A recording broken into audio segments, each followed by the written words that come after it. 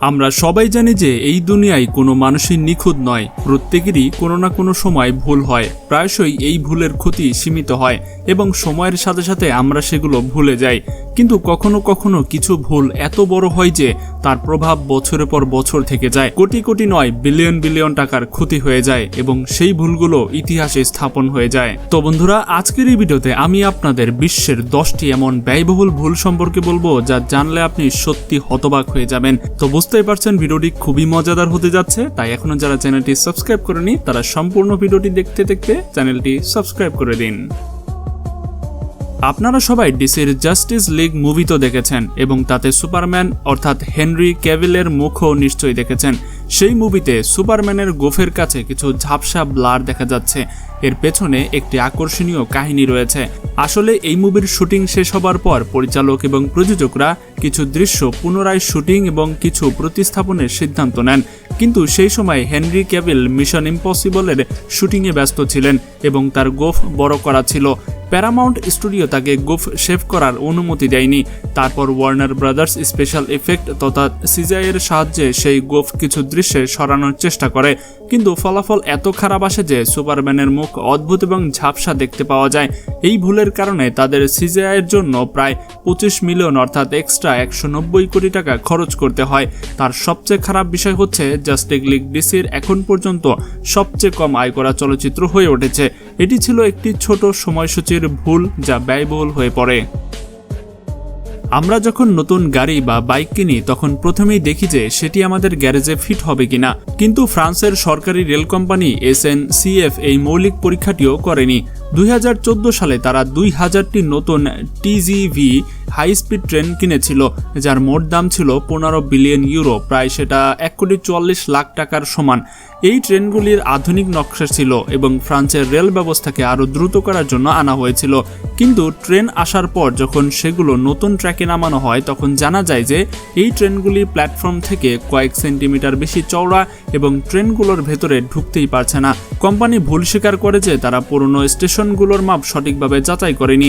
এই একটি মাপ নেওয়ার ভুলের কারণে প্ল্যাটফর্মগুলো চওড়া করতে তাদের 50 মিলিয়ন ইউরো প্রায় 419 কোটি টাকা অতিরিক্ত খরচ করতে হয়েছিল। প্রযুক্তির যুগে এটি একটি খুব বড় এবং লজ্জাজনক ভুল ছিল যা বিশ্বে আলোচনার বিষয় হয়ে ওঠে। এটি দেখায় যে বড় বড় প্রকল্পে ছোট ছোট বিবরণ উপেক্ষা করলে কত বড় ক্ষতি হতে পারে। ভাবুন আপনি এমন একটি বিল্ডিং এর নিচে দাঁড়িয়ে আছেন যার সামনে রাখা গাড়িও গলে যাচ্ছে। লন্ডনে একটি সত্যি এমনটি ঘটেছে। 20 ফেনচার্চ স্ট্রিট বিল্ডিং, যাকে ওয়াকিটকিও বলা হয়ে থাকে, এটি 32 তলা বিশিষ্ট। একটির নির্মাণ ব্যয় ছিল প্রায় 200 মিলিয়ন পাউন্ড, প্রায় 1700 কোটি টাকা।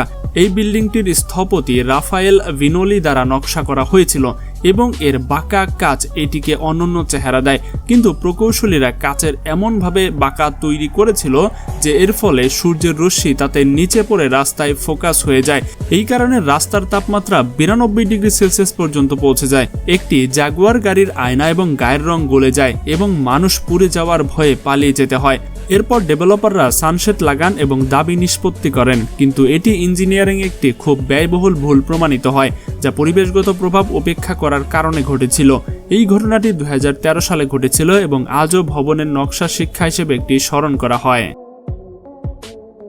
মানুষের প্রায়ই অনেক মূল্যবান জিনিস হারায়, কিন্তু কখনো কখনো কেউ এমন জিনিস হারায় যার কারণে তাকে ব্যাপক ক্ষতির সম্মুখীন হতে হয়। বিশ্বে অনেক লোক ডিজিটাল মুদ্রা বিটকয়েন কিনে পরে সেগুলো বিক্রি করে খুব ধনী হয়েছে, কিন্তু এর পাশাপাশি বিশ্বে এমন অনেক লোক আছে যারা বিটকয়েন কিনেছিল কিন্তু পরে তা হারিয়ে ফেলেছে।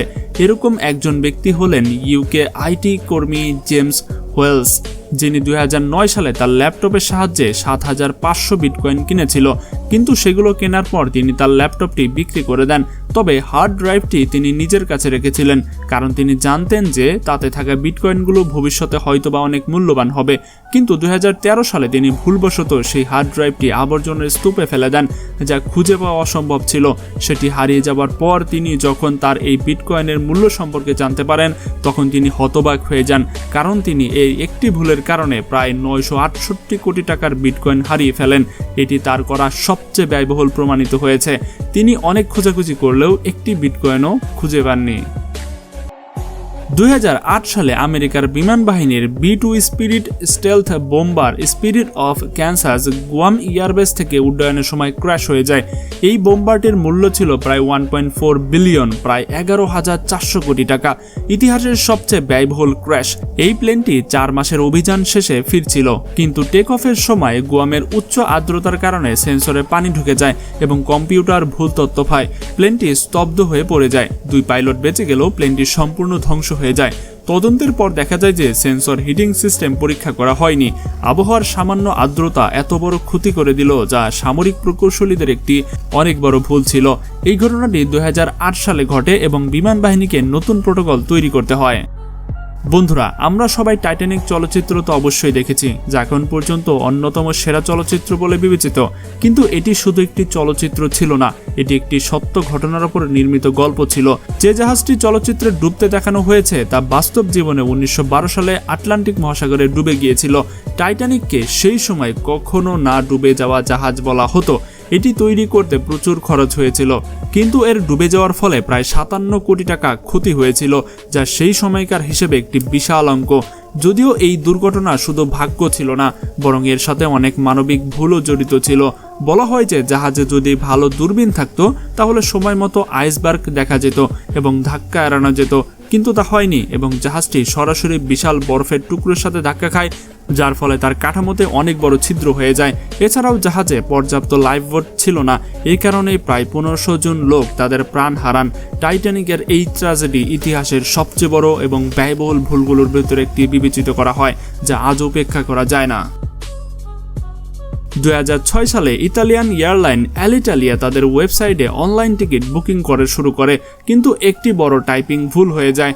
টরন্টো থেকে সাইপ্রাসের বিজনেস ক্লাস টিকিটের আসল মূল্য ছিল $3,900, প্রায় 3 লক্ষ টাকা, কিন্তু ভুলবশত ওয়েবসাইটে এর মূল্য $39 অর্থাৎ 3,000 টাকা বসিয়ে দেওয়া হয়।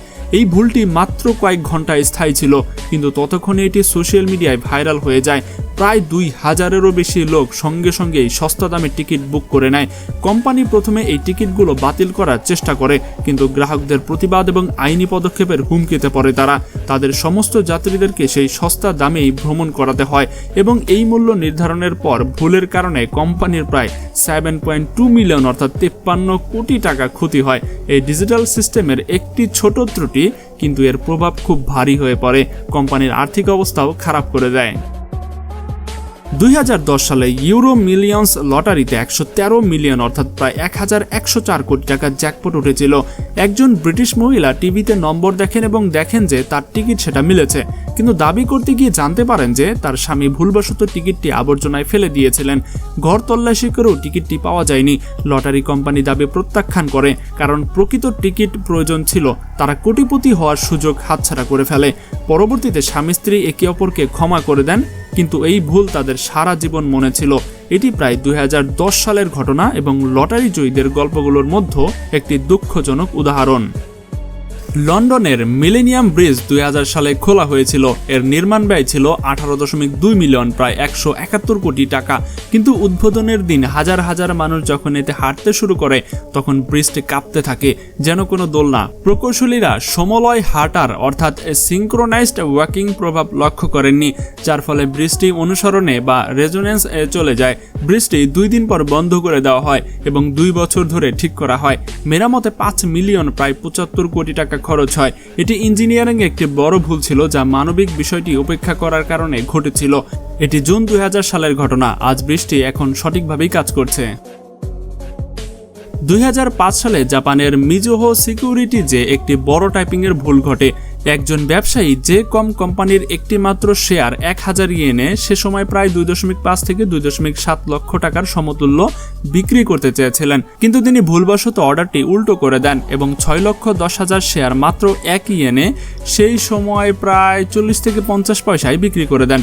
এর মানে হলো যে শেয়ারটি তিনি 2.5 লক্ষ টাকায় বিক্রি হওয়ার কথা ছিল, তা ভুলবশত 40 থেকে 45 পয়সায় বিক্রি হয়ে যায়। আশ্চর্যের বিষয় ছিল যে কমের মোট শেয়ারই ছিল প্রায় 14,500। তবুও টোকিও স্টক এক্সচেঞ্জ সিস্টেম অর্ডারটি থামাতে পারেনি এবং বাজারে বিশৃঙ্খলা সৃষ্টি হয়ে যায়। এই একটি ভুলের কারণে কোম্পানি প্রায় 27 বিলিয়ন ইয়েন ক্ষতি হয়, যা সেই সময় প্রায় 1900 কোটি টাকার সমতুল্য ছিল।